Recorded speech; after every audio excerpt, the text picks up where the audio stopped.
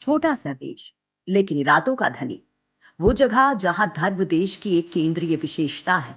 ऐसे देश ने न केवल चांद पर परचम लहराने का इरादा किया, बल्कि काफी हद तक कामयाब भी रहा। बात हो रही है इजराइल के मून मिशन की, जो असफल रहा।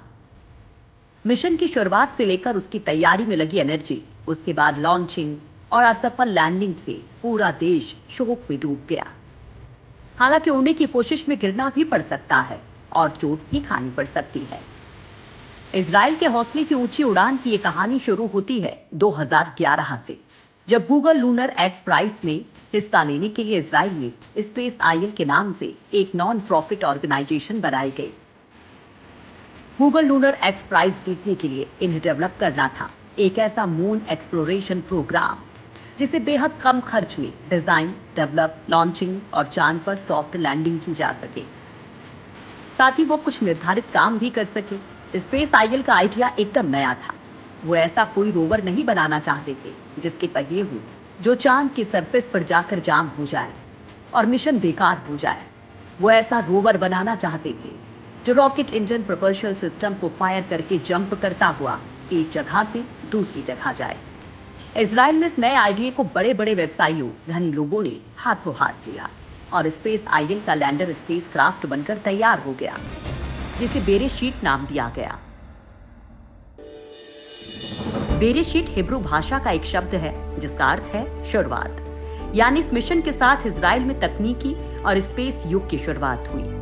यह इजराइल का पहला मून मिशन होने के साथ दुनिया का पहला प्राइवेट फंडेड मून मिशन था। एक टाइम कैप्सूल में मानवता का पूरा इतिहास लेकर बेरेशीट चांद छूने निकल गया। लेकिन चांद तक का यह सफर इतना आसान नहीं था। लिफ्ट ऑफ के तुरंत बाद ही स्पेसक्राफ्ट के स्टार ट्रैकर ने सोलर रेडिएशन के कारण काम करना बंद कर दिया।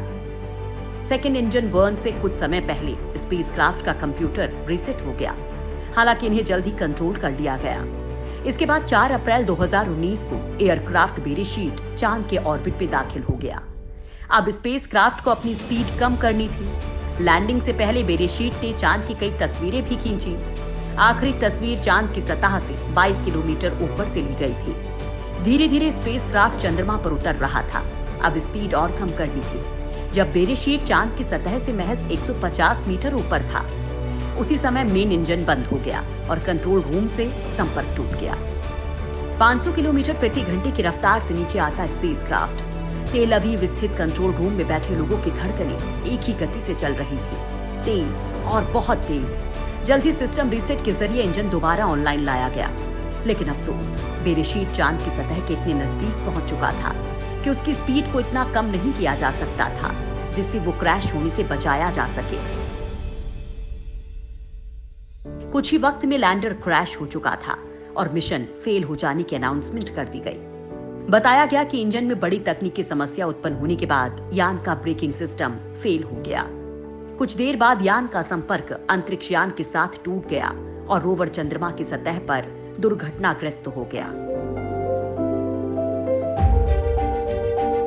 हालांकि इजराइल का यह मिशन पूरी तरह से असफल नहीं रहा, क्योंकि इजराइल का झंडा, राष्ट्रीय गीत, टाइम कैप्सूल के रूप में मानवता का पूरा इतिहास और बेरेशीट अब भी चांद पर मौजूद हैं। इसके साथ ही इजराइल को इस मिशन के साथ तकनीकी पहचान भी मिली है। वैसे बताया जा रहा है कि लैंडिंग से पहले अंतिम घंटों में बेरेशीट के फ्लाइट इंजीनियर्स को एक सपाट सतह मिली, जहां अंतरिक्ष यान सुरक्षित रूप से लैंड कर सकता था।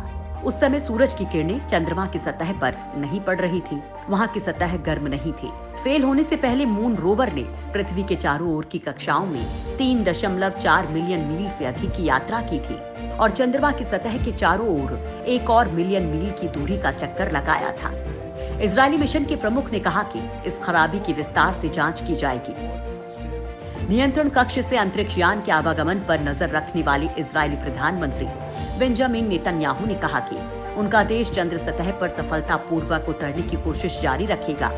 उन्होंने वैज्ञानिकों का हौसला बढ़ाते हुए कहा, इजराइल चांद पर उतरेगा।